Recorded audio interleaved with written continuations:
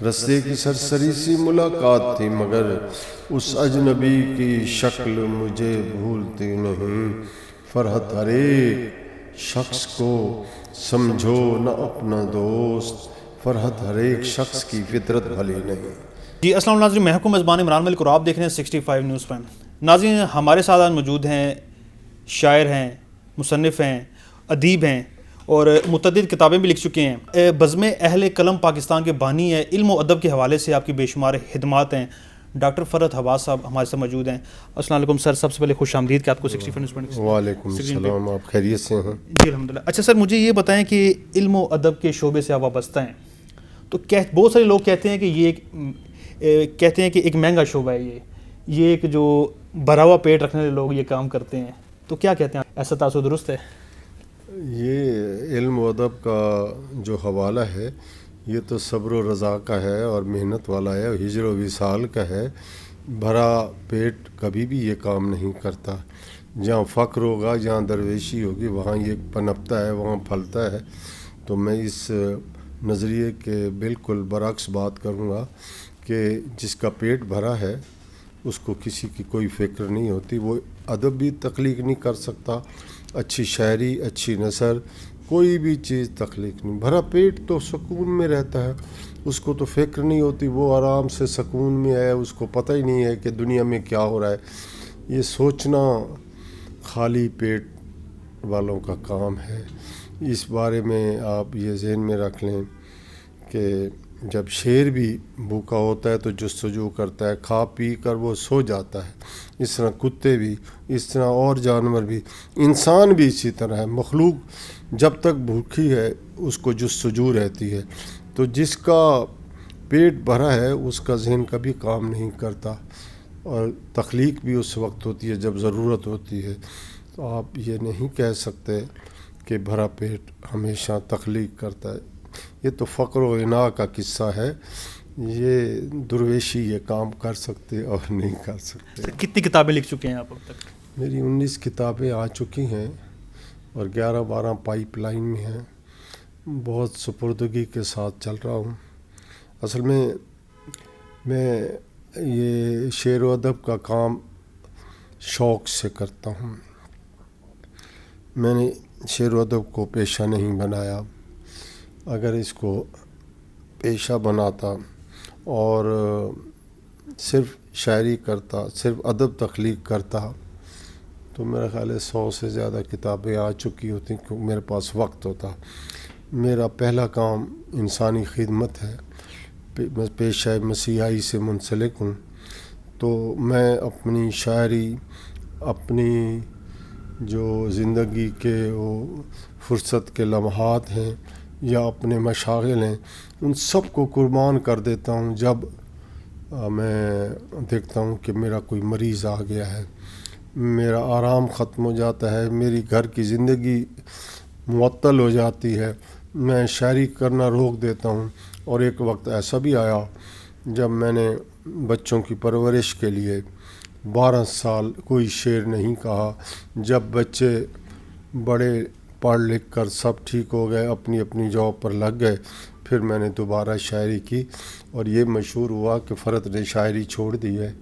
تو میں نے یہ سوچا کہ بچے جہاں کہیں جائیں گے، اگر ان کی تعلیم پوری نہ ہوئی اور انہوں نے ترقی نہ کی جو میں چاہتا ہوں، تو بچے کل کو کہیں گے کہ ٹھیک ہے ابو ہمارے بہت بڑے شاعر تھے لیکن بحیثیت باپ انہوں نے وہ فرض ادا نہیں کیا جو ان کو کرنا چاہیے تھا. تو یہ میں نہیں کہہ سکتا. اس کا ثمر یہ ملا کہ میرے تمام بیٹے بہت اچھی جاب پر، نیک، فرما بردار اور اپنا کام کر رہے ہیں. ان میں سے ایک شاعر بھی ہے. پھر میں نے شاعری شروع کی اور اب میں آج کل ٹکا کے شاعری کر رہا ہوں. اچھا سر، ایک طرف تو آپ ڈاکٹر ہیں اور دوسری طرف شاعر ہیں، تو 19-20 کا فرق بھی نہیں، ہم کہہ سکتے ہیں بھائی زمین و آسمان کا فرق ہے. وہ فیلڈ الگ ہے، یہ فیلڈ الگ ہے. کیسے یہ میرا شوق ہے شاعری اور وہ میرا پیشہ ہے. میرے والد صاحب پرنسپل لاء کالج ملتان وکیل تھے، بہت اچھے حافظ قرآن تھے. تو وہ ہم تفسیر کے لیے جایا کرتے تھے مولانا صاحب کے پاس. جب میری عمر 6 سال 7 سال 8 سال 9 7 سال، تو میرے والد صاحب وہاں تلاوت کلام پاک پڑھتے تھے، کرتے تھے، تلاوت کرتے تھے، تو مولانا صاحب ایک رکوع کی تفسیر کیا کرتے تھے۔ تو اس تفسیر میں مولانا مودودی صاحب کی جو تفہیم القرآن ہے اس کے حوالے، ابوالکلام آزاد کی تفسیر کے حوالے، اور علامہ اقبال کی بانگ درا ضرب کلیم کے حوالے ہوا کرتے مولانا معیار شاہ صاحب۔ تو وہاں سے میں نے دیکھا کہ وہ تفسیر جو بیان کر رہے ہیں اس کے حوالے مودودی صاحب کے دیتے ہیں، تو میں نے وی پی منگوائی، وہ اس وقت 49 روپے کی آئی تھی، 7 جلدیں۔ تو ابو نے پوچھا یہ کیا کیا ہے؟ میں نے کہا وہ مولانا صاحب یہ کام کرتے ہیں۔ تو میں نے کہا میں اصل کتاب دیکھوں۔ اس کا والد صاحب نے جو ہی مجھے جھڑکا، میں نے کہا آئندہ نہیں کروں گا۔ انہوں نے کہا کیوں نہیں؟ بس یہ کتابیں تم جتنی بھی چاہو منگوا سکتے ہو۔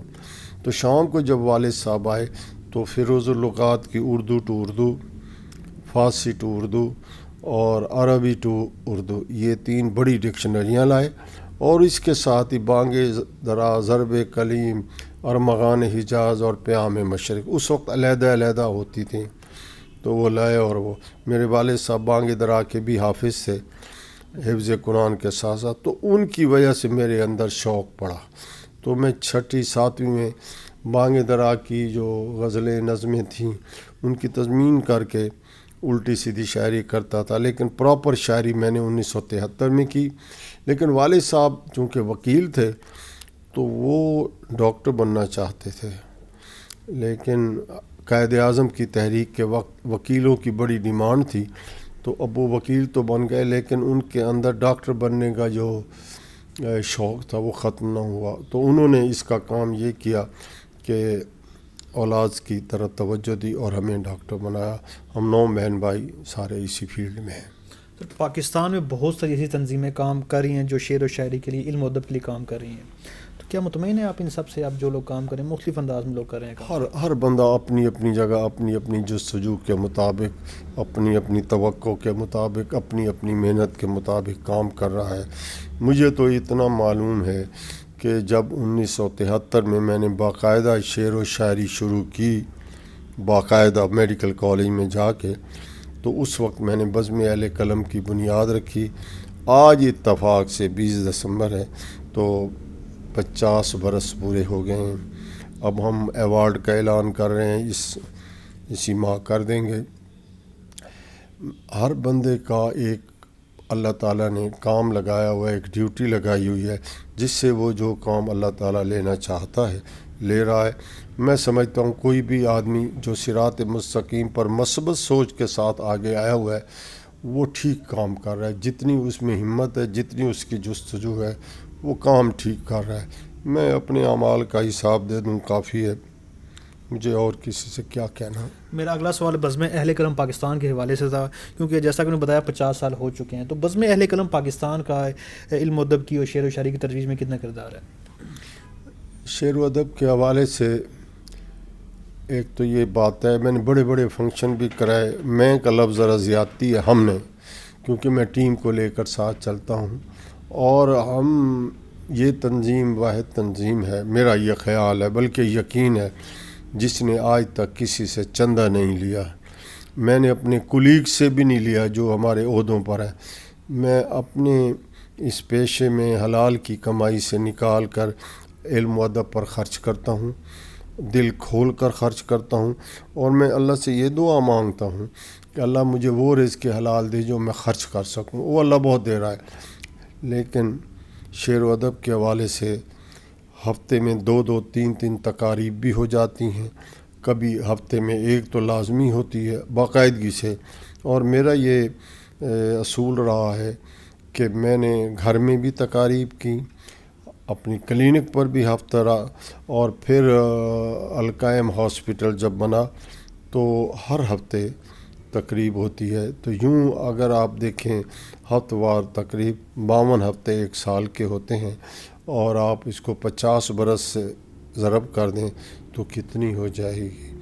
تو میں یہ سمجھتا ہوں میرے اللہ کا مجھ پر بڑا کرم ہے کہ ہم ماہانہ نشست تو دور کی بات ہے، ہم تو ہفتہ وار تقاریب کرتے رہے ہیں اور بہت کی ہیں، جس میں بڑے بڑے شاعر، بڑے بڑے ادیب سب آتے رہے ہیں۔ عارش صدیقی کیا، ظہور نظر صاحب کیا، حزین صدیقی صاحب کیا، ڈاکٹر وزیر آغا کیا، نقوی احمد پوری کیا، یہ سارے رائٹر۔ اب آج کل جو دنیا ادب میں یا شعر و ادب کی اردو دنیا میں بڑا رائٹر ہے، میں سمجھتا ہوں وہ افتخار عارف صاحب ہیں۔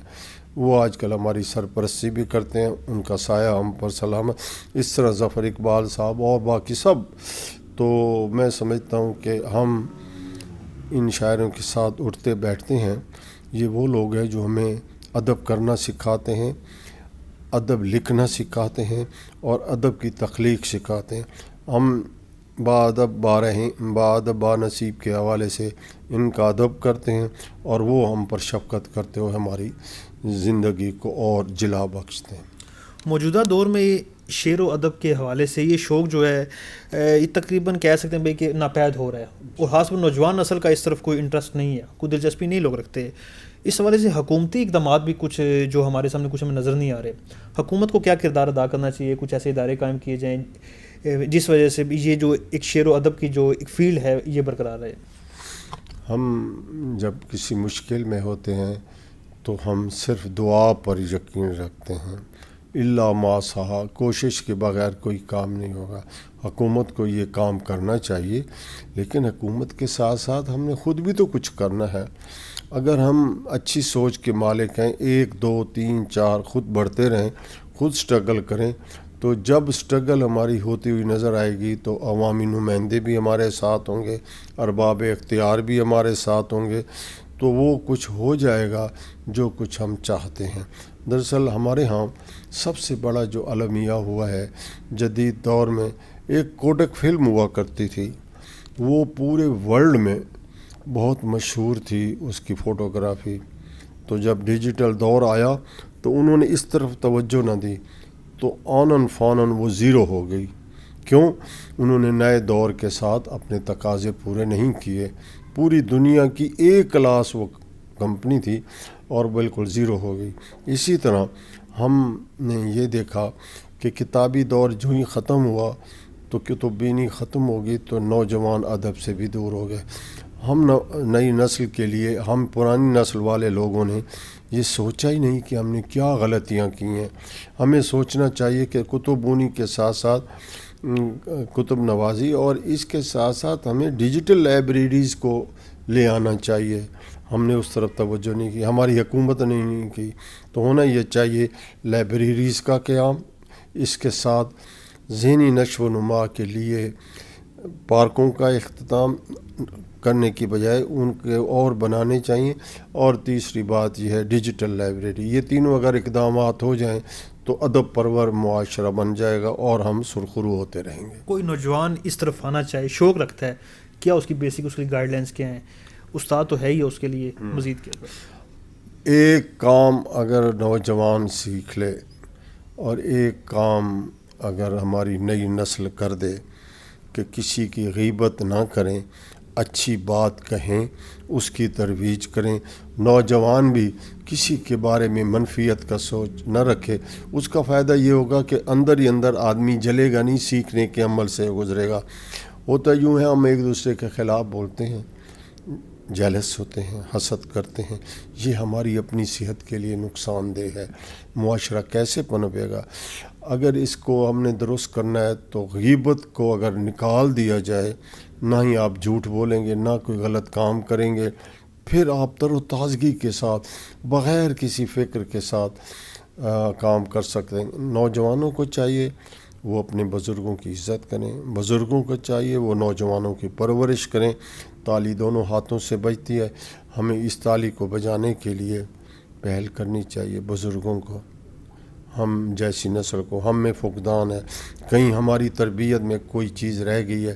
ہمارے والدین نے، ہمارے بزرگ شعراء ادبا نے، ہمارے بزرگوں نے، دانشوروں نے ہماری بہت اچھی تربیت کی ہے، لیکن ہم اس تربیت کا وہ حق ادا نہیں کر سکے جو ہمیں اگلی نسل کو دینا چاہیے تھا. اس کے لیے ضروری ہے کہ ہم اپنی ذمہ داری پوری کریں, نوجوان بھی ذمہ داری پوری کریں. پھر کوئی وجہ نہیں علم و ادب کی اور اردو زبان کی اور مادری زبانوں کی ترویج نہ ہو. اپنا کلام کو سنانا پسند کریں گے آپ, جو آپ کو سب سے بہترین اور سب سے اچھا لگتا ہے آپ کو؟ میرا کلام تو سارا اچھا ہے, میں کیوں کہوں کہ یہ بڑی زبردست بات یہ کہ سب سے سارا اچھا محنت کے بعد ہے. اتنا کچھ ہوا ہے. تو میں بس ایک غزل چھوٹی سی سناتا ہوں. اس نے تو دل سے میری کہانی سنی نہیں, اس نے تو دل سے میری کہانی سنی نہیں, ہنستے لبوں پہ ہاتھی کبھی اور کبھی نہیں. میں نے کسی بھی عبد سے مانگا کبھی نہیں, شرمندہ حیات میری بندگی نہیں. بازار زندگی میں وفا کو نہ کر تلاش, اے دل کسی دکان پہ یہ جنس ہی نہیں. اور ہم وہ عرض مدعا پہ بگڑتے چلے گئے, گو چشم تر نے بات بنی نہیں. رستے کی سرسری سی ملاقات تھی مگر اس اجنبی کی شکل مجھے بھولتی نہیں. رستے کی سرسری سی ملاقات تھی مگر اس اجنبی کی شکل مجھے بھولتی نہیں. فرحت ہر ایک شخص کو سمجھو نہ اپنا دوست, فرحت ہر ایک شخص کی فطرت بھلی نہیں.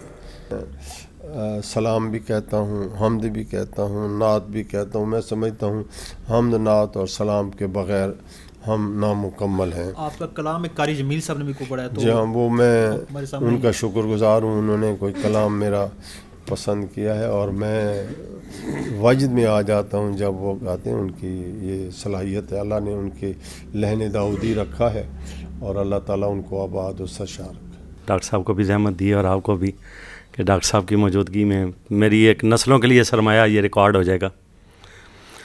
عالی مقام کوئی نہیں تیرا ہم مقام,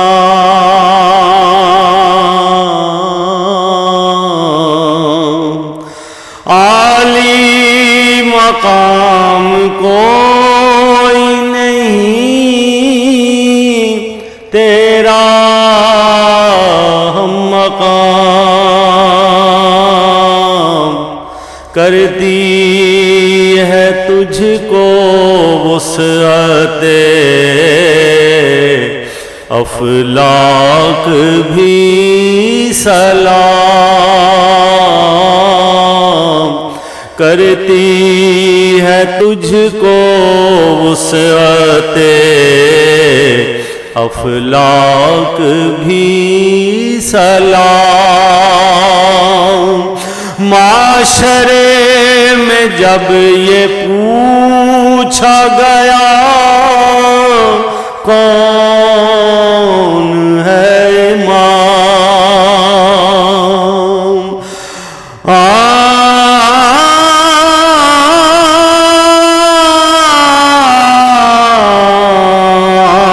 معاشرے میں جب یہ پوچھا گیا کون ہے امام,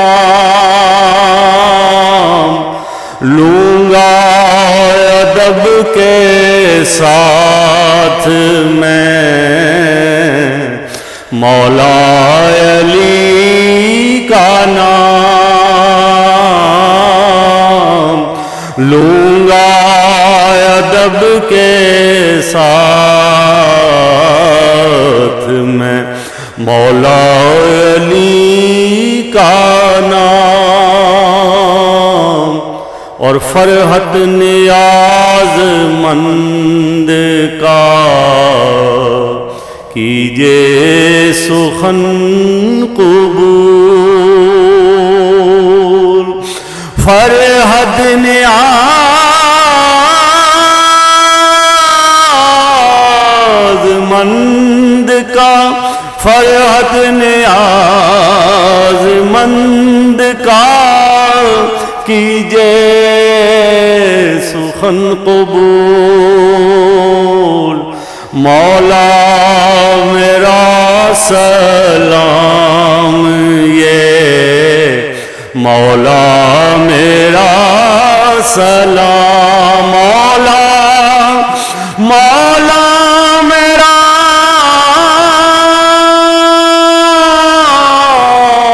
سلام مولا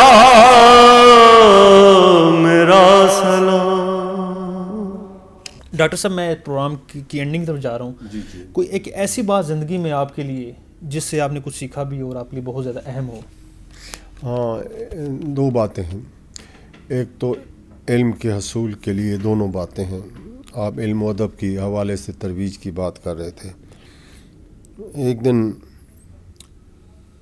والد صاحب نے میری والدہ صاحبہ کو کہا کہ کل بچے کو اسکول داخل کرنا ہے تو کل آپ تیار ہو جائیں، صبح اسکول جانا ہے. گورنمنٹ کا اسکول تھا تو پہلی کلاس جو ہوتی ہے نا ایسی کلاس میں داخل لیتے ہیں جہاں فیمیل وغیرہ ہوتی ہیں تاکہ بچہ ذہنی طور پر تیار ہو جائے. تو امی بھی تیار ہوئیں، میں بھی تیار ہوا، ابو بھی تیار ہوئے تو چلے گئے. میرا داخلہ ہوا تو میرے داخلے کے ساتھ ہی ہیڈ مسٹریس بیگم جان ہوا کرتی تھیں، انہوں نے کہا کہ ان کی والدہ کو بھی داخل کریں. میری والدہ حیران، مجھے کیوں؟ انہوں نے کہا ہاں یہ ٹھیک ہے. میری والدہ قرآن شریف تو پڑھی ہوئی تھیں لیکن الف ب نہیں جانتی تھیں، مطلب عام دنیاوی تعلیم. انہوں نے کہا کل کو بچے یہ پڑھ لکھ کر بڑے ہو جائیں گے تو کل کو یہ نہ کہیں کہ ہماری ماں ان پڑھ ہے. تو امی اور میں نے داخلہ لیا اور پھر میں اگلے سال بوائز اسکول میں چلا گیا، وہ گرلز اسکول میں رہیں. تو یہ پنجاب یونیورسٹی کا پہلا کیس ہے جس میں ماں اور بیٹا سرکاری طور پر باقاعدہ رول نمبر کے ساتھ پڑھتے رہے.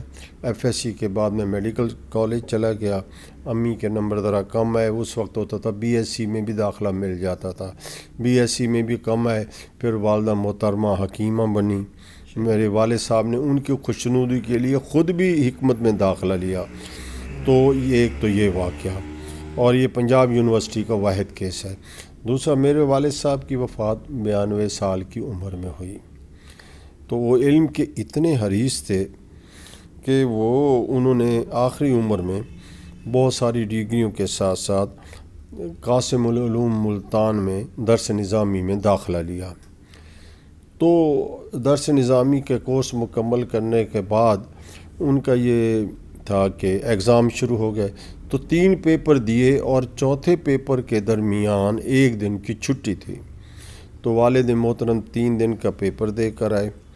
چوتھے دن نماز عصر کی پڑھی اور عصر کی نماز پڑھ کے اس دن نہائے بھی، سارا کچھ کیا. پڑھ کے تو بستر پر لیٹے اور کہا کہ مجھے ذرا پانی دو. تو پانی پینے کی نوبت نہ آئی. ود ان 10 سیکنڈ وہ اللہ کو پیارے ہو گئے. تو اگلے دن جو سپرنٹینڈنٹ تھا اس نے پچھلے اسٹوڈنٹ سے پوچھا آج حافظ صاحب نہیں آئے، ان کا تو پیپر تھا. انہوں نے کہا انہوں نے آنا تھا لیکن آج ان کا کل انتقال ہو گیا ہے. یعنی آخری لمحے تک وہ دینی علم یا کوئی علم اس کے حصول کے لیے محض سے لحد تک وہ علم کے حصول کے لیے رہے. تو یہ 2 واقعات ایسے ہیں جنہیں میں اپنے لیے مشعل راہ سمجھتا ہوں. میں یہ چاہتا ہوں، سمجھتا ہوں کہ میرے بچے بھی اسی طرح، میں بھی اسی طرح علم کے حصول کے لیے. اللہ تعالیٰ نے کہا ہے کہ تم بہت حریص ہو، حضور پاک صلی اللہ علیہ وسلم کو علم کے حوالے سے. تو ہمیں بھی حریص رہنا چاہیے علم کے لیے. اس کا فائدہ یہ ہوگا کہ ہم بابرکت رہیں گے. نوجوان نسل کو کیا پیغام دینا چاہیں گے؟ نوجوان صراط مستقیم پر رہیں، والدین کی اور اپنے اساتذہ کی عزت کریں. اور عزت لینے کا حق اس طرح ہے کہ آپ ان کے ساتھ اس طرح رویہ اختیار کریں کہ وہ آپ پر شفقت اور آپ کی عزت کرنے کے لیے مجبور ہو جائیں. غیبت چھوڑ دیں، ایک دوسرے کے لیے مددگار ثابت ہوں. اور مومن اور مسلمان ایک دوسرے کے اگر تعاون کرنے لگ جائے تو کوئی دنیا کی طاقت ہمیں ہرا نہیں سکتی. وما علینا الا البلاغ.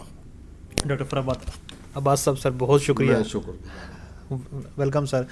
جی ناظرین، یہ تھے ڈاکٹر فرحت عباس صاحب جو کہ علم و ادب کے شعبے سے تعلق رکھتے ہیں اور بہت ساری علمی گفتگو کر رہے تھے، اپنا کلام بھی انہوں نے سنایا۔ اس کے ساتھ ہی ناظرین میں آپ سے اجازت چاہتا ہوں، عمران ملک 65 نیوز پر راولپنڈی سے۔